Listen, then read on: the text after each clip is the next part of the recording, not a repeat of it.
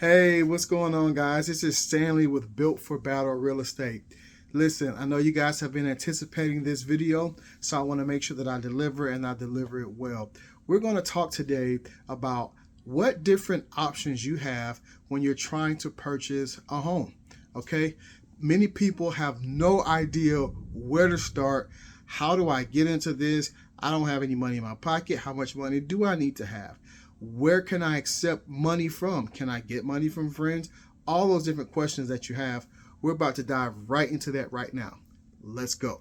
Okay, so there are several different types of financing that you can use when you are trying to purchase a home. Okay, so let's start with a couple of the most common home financing. Okay, now the two most common types of financing you're going to come across are FHA and conventional.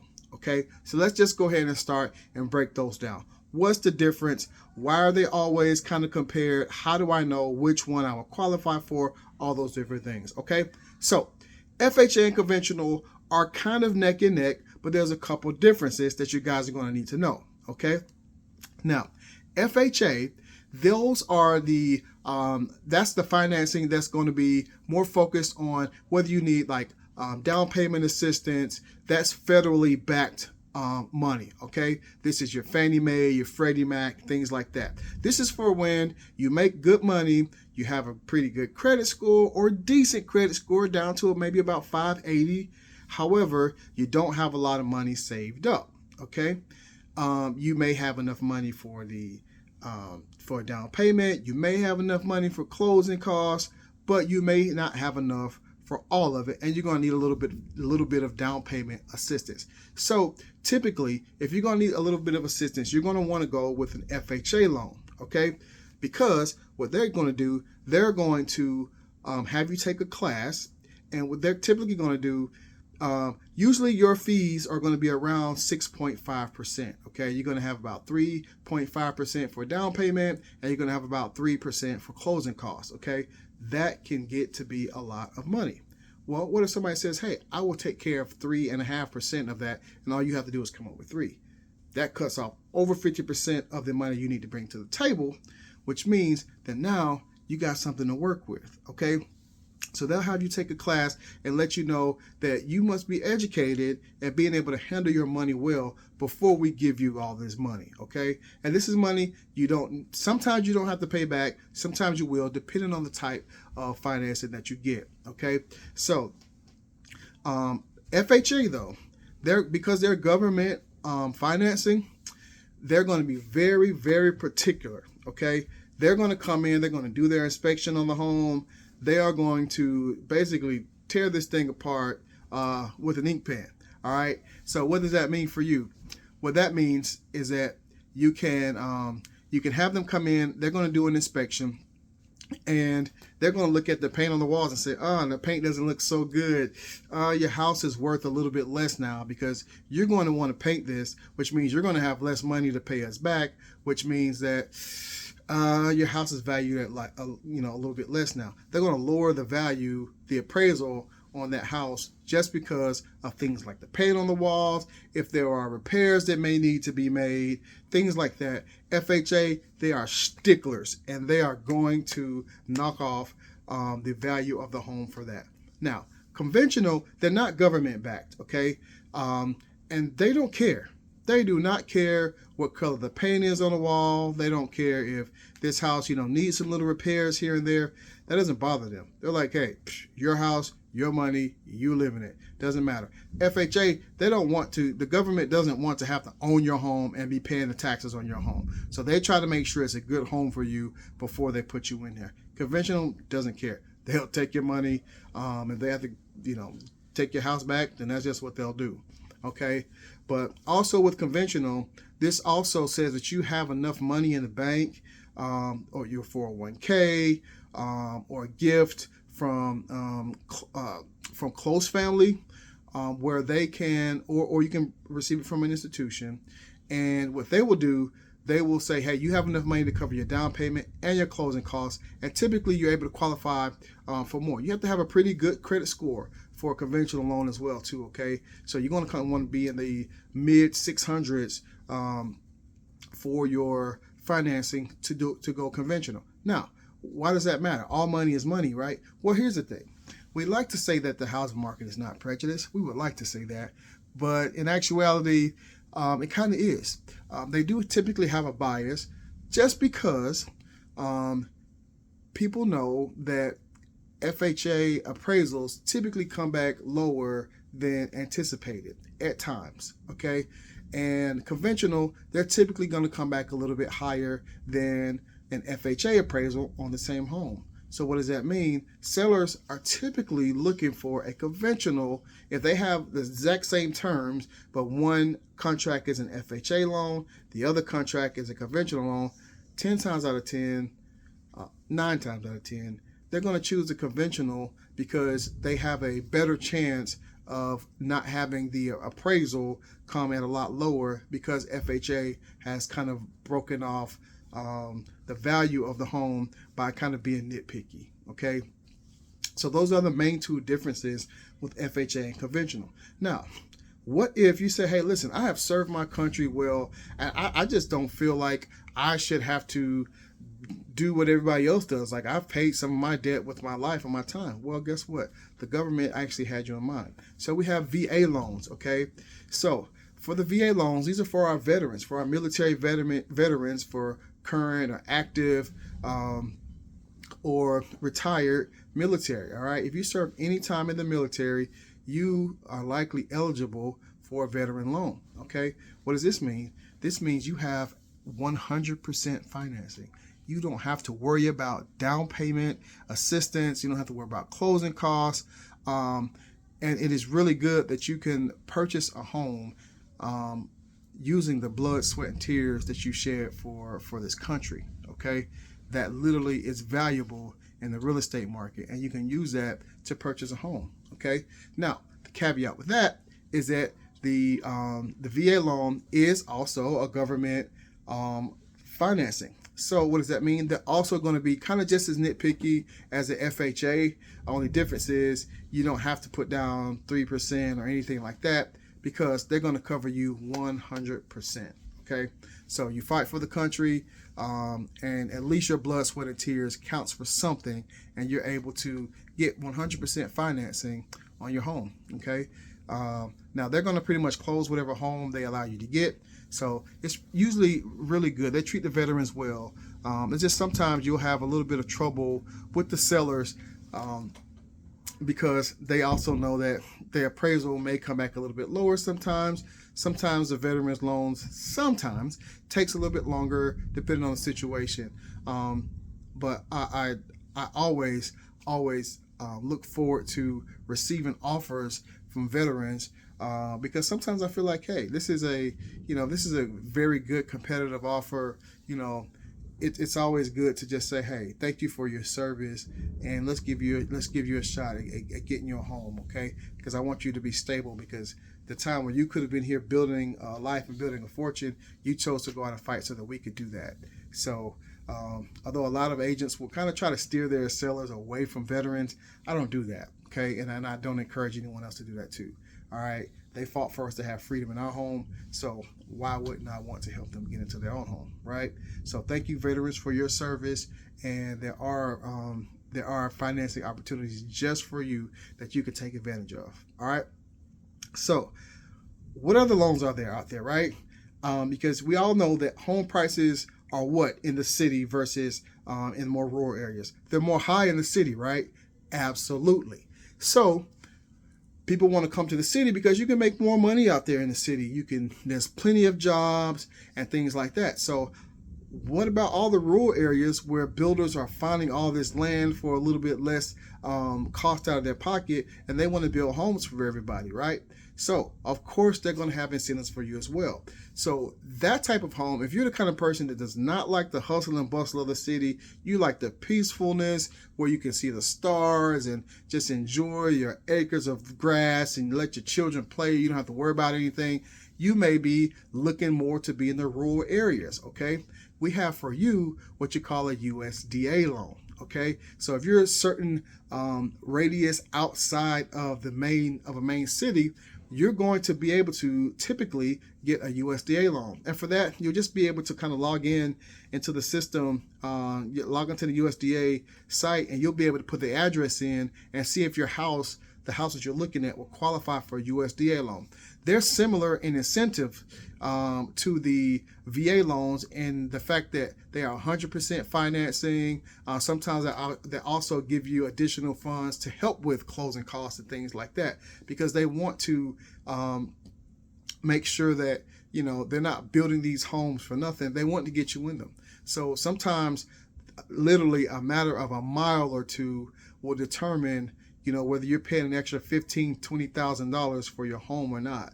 So when you're looking for your homes, if you're not one of those people that want to stay inside the city, look up USDA loans, okay? USDA loans will really, really help you financially, and they close usually without very many problems at all. They are really, really good. If you're kind of on the outskirts, like I live in Georgia, so you live kind of outside of Atlanta, you get to Dallas and kind of Rockmart, Villa Rica, some parts of Douglasville, Conyers, all around. Once you get outside of that main perimeter, you're looking at the potential of being able to have a much better financial situation going into a home, because a USDA loan might work for you, okay? It saves you so much money, it's less hassle, and you're in typically a great home with a great amount of land, and you're able to enjoy it a lot more. Hey, who wouldn't enjoy a home a lot more when you have an extra $20,000 in your pocket, right? Exactly. All right.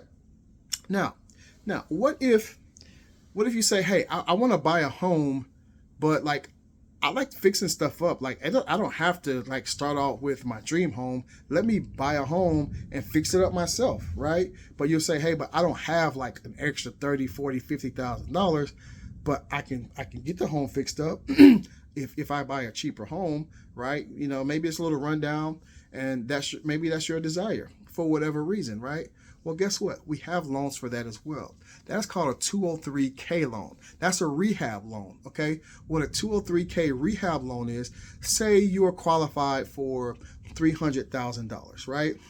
Now, in the regular situation, say an FHA, a conventional, USDA, VA loan, if you're qualified for $300,000 and you choose a house for $200,000, then you purchase that house for $200,000 and that's it. That extra $100,000 is just gone. You had that option. You chose something less, and that's it. You just got the $200,000, right?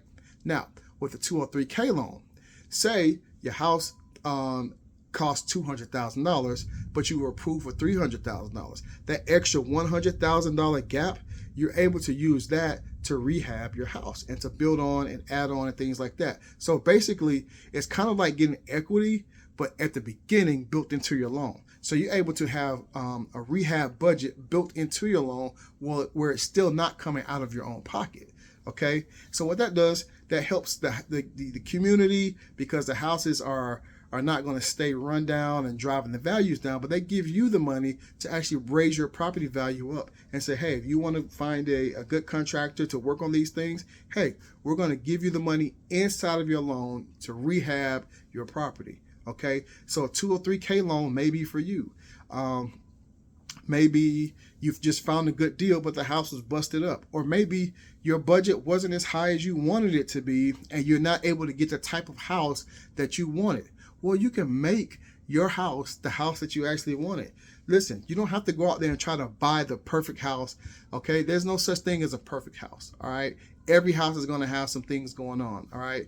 Now, if you have your home built custom, you're probably still going to be like, oh, man, I wish I would have done this, right? Well, a 203K loan allows you to do that, all right? It allows you to customize your home yourself with the budget already built in there, so you don't have to pay any money out of your pocket, all right? So that's really a really good loan to have. You also have jumbo loans. Okay, now your jumbo loans. What do you think about when you hear the term jumbo? You hear big, right? So the thing about the other loans we talked about, the FHA, the conventional VA, they have caps on them. Okay, you can't go over a certain amount of home for. There's only so much they're going to lend you for the price of your home. Okay, so you can't go out and get $1 million home on a government FHA loan. Okay, that's not going to work, because they say, hey, why do you need my assistance and you're buying $1 million home? You don't need my assistance. Okay, so they're made to handle things up to a certain cap level. Now, if you are in the luxury market and you're just balling like that, you're able to get you $1 million luxury home, you're going to get a jumbo loan. Okay, they're able to finance you for much higher amounts and take care of you that way. Okay, so you're not swimming with the little fishes anymore when you're talking jumbo loans. All right, so if you know you're in that luxury market, you're doing very well for yourself. You've received a large lump sum of money, and you don't want to spend it all on your home, or you're making a good bit of money and you want to, purchase a home in a luxury area, then you're going to look for the jumbo loans. Let me tell you a little bit about the jumbo loans, all right? And I did pull up some stuff just so that I can make sure I have the current stuff for 2022, all right? So basically, now they're limited by state, but they raise the limits from up to $647,000 and that type of home. So what they're going to do, they're going to be able to give you a home that's so you have jumbo and you have super jumbo. Okay, I'm sorry, let me break that down. So your jumbo is going to give you upwards to about $650,000. Okay, so once you break over that $400,000 mark, you're going to be looking at your jumbo loans up to about $650,000. That was just raised in 2022 from $550,000 before that to now it's about $650,000, because they had to, adjust for the inflation that we've been experiencing. Okay, but now if you want to go up towards your $1 million homes, that's when you get into the super jumbo loans. Okay, and they're going to finance you really up to about $3 million for your home. Once you get above that, you're pretty much going to be paying cash for your home, because you are just really, really doing it big in a blessed way. Okay. But yeah, so those type of loans makes it easier for you to purchase homes in expensive areas, and they really typically come with flexible loan terms. Okay. Only thing about the jumbo loans and the super jumbo loans is that they're typically going to come with higher interest rates, because they're giving you a lot of money. Okay, so they want a lot of return on their money, because they know that you have it to give and you want this home, so they're going to make their money off of you. You know how the government works, right? So, and also you're going to need a really good credit history, not just a good credit score, but a really good credit history when you start to get to the jumbo and the super jumbo loans. Okay. There's also what you call an adjustable rate mortgage. Okay, so you have fixed rate mortgage and you have adjustable rate mortgage. Okay, that's really important. Why? Because your fixed rate mortgage says, hey, you're going to get here as 3.5. We all know what's been going on lately, right? The feds have raised their rates in order to kind of cool the market down. People think it's a bad thing. It's actually a really good thing that they raise the rates, because now you're not having 50 offers on every home, and the homes aren't selling for $200,000 over the asking price. They're bringing it down to where people can afford them, right? So your fixed rate, it says, hey, this is the percentage that I'm at right now, and it's going to stay this at this rate, this 3.5% for the entire 30 years of this loan, right? Now, if you have an adjustable rate mortgage, what's going to happen with that is that as the market goes up and down, you get to say, oh, well, the market went down, so hey, I get to lower my rate, right? But if the market goes up, then your rates also go up. Okay, so basically it kind of, if you have an adjustable rate mortgage, it can work out in your favor or it can work out against you, but it allows you to kind of go with the ebb and flow of the market. Okay, depending on what time of the market, everything always goes up and down. You have your peaks and valleys, but if you catch it at the right time, then if you catch that thing where it's at the peak, you go ahead and get you an adjustable rate mortgage where it's going down. Hey, listen, you're going to be sitting pretty, right? You're going to be paying less and less for your home. Okay. Last thing I want to tell you is that there are also loans that are made specifically for our educators, our first responders, your good neighbor next door. Okay. So if you're a teacher, not just a teacher, anywhere in the educational arena, maybe you work for the cafeteria inside of a school, or maybe you're a custodian, maybe you are a parapro. Anybody inside the educational arena has access to these loans. Okay. Also, anybody in the medical field. Okay. If you're in the medical field, they have financing just for you.